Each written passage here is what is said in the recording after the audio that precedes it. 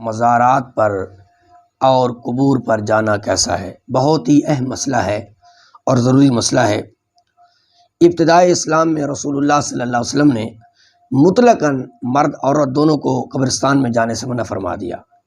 پھر نبی کریم علیہ الصلوۃ والسلام نے فرمایا کنتو نہیتکم عن زیارت القبور فزورھا، فرمایا میں نے تمہیں منع کیا تھا لیکن اب تم قبروں کی زیارت کی جایا کرو۔ فرمایا فزوروا القبور فانھا تذکر الموت، قبروں کی زیارت کرو، یہ تمہیں موت کی یاد دلائیں گی۔ حدیث کے ظاہری الفاظ سے یہی پتہ چلتا ہے کہ یہ اجازت عام ہے، مردوں کے ساتھ بھی ہے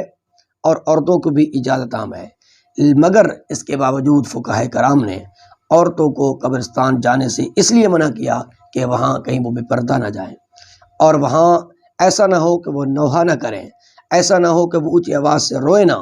ایسا نہ ہو کہ عورتوں کا مردوں کے ساتھ اختلاط ہو، ادھر سے مرد بھی جا رہے ہیں عورتیں بھی جا رہی ہیں، بلکہ ہم نے ایسی جگہ بھی دیکھی ہیں، ایسے مقامات بھی دیکھے ہیں کہ جہاں عورتوں کی ایک ٹولیاں بن کے، ایک گروہ بن کے عاشورہ کے دن وہاں مردوں کا ہجوم ہوتا ہے، نوجوانوں کا ہجوم ہوتا ہے اور وہ وہاں جاتی ہیں، اور پھر یہ بھی دیکھا گیا ہے نوحہ کیا جاتا ہے، چیختی ہیں، پکارتی ہیں۔ میں عرض کرتا ہوں کہ نبی کریم علیہ الصلوۃ والسلام نے فرمایا دو آوازیں ایسی ہیں جو ملعون ہیں، ایک وہ آواز ہے کہ جو نعمت کے ملنے پر گانا گاتی ہے، اور دوسری وہ آواز جو نوحہ کرتی ہے۔ تو عورتوں کا فقہا فرماتے ہیں کہ بہتر یہی ہے،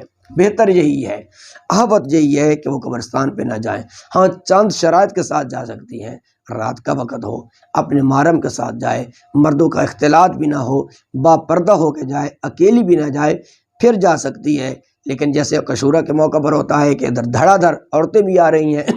اور نوجوان بھی کھڑے ہیں وہاں راستے پہ اور چوراہوں پہ، اور عورتیں ٹولیوں کی شکل میں جا رہی ہیں اور وہاں جا کر قبرستان کے اندر نوحہ کرتی ہیں، بین کرتی ہیں، چیختی چلاتی ہیں، آوازیں بغیر مردوں تک پہنچتی ہیں، یہ سخت ناجائز اور حرام ہے۔ واللہ اعلم بالصواب۔ اللہ پاک سمجھنے کی عمل کی توفیق عطا فرمائے۔